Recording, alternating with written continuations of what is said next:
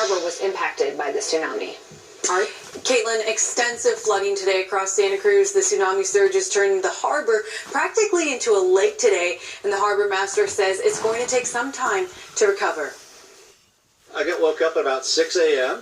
A phone call from our division chief telling me we had a tsunami advisory coming to Santa Cruz. An early wake-up call for first responders on Saturday, a tsunami headed for the West Coast. Santa Cruz firefighters and harbor workers rushed to the water to get people off the beaches, docks, and sidewalks and up to safety. We had about a 3-hour period where we had some surge waves. We had probably about 4 or 5 surges. The thing is it did arrive during a high tide. We had about a 5.6 high tide at around 8 a.m.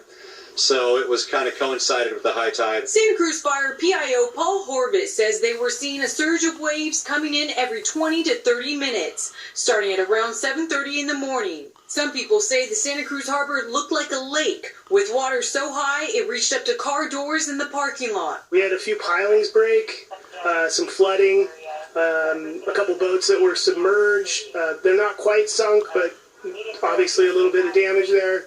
A few vehicles in the parking lot were actually picked up and moved a few feet. We had a few electrical pedestals that were submerged in the North Harbor, so we're having PG&E take a look at those.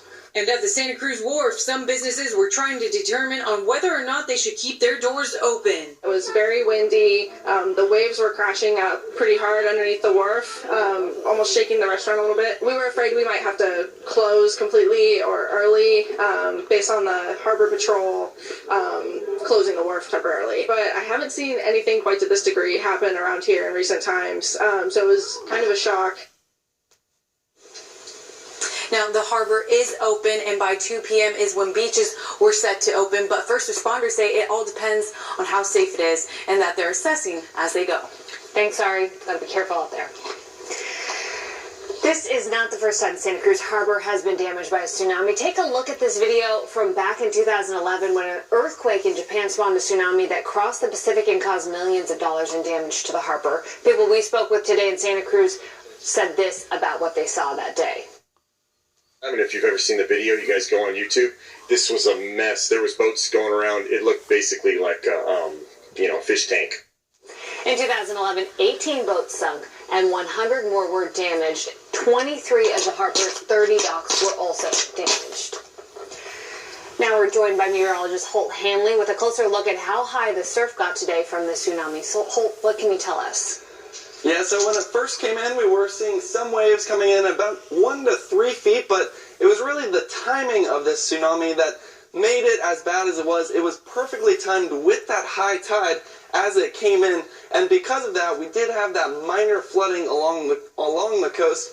Now, it was low the rest of the day, so we weren't seeing as many effects into this afternoon, but we do have another high tide at 10:30 tonight, so we'll just have to keep our eye on it to see exactly what happens there. Now, just looking at where that tsunami advisory is in place, you can see it's still in effect throughout the entire coast, so it's certainly going to keep our eye on it. Now, the key thing that I think to think about here is the difference between a warning and an advisory. A warning is when the National Weather Service would say, get to higher ground immediately.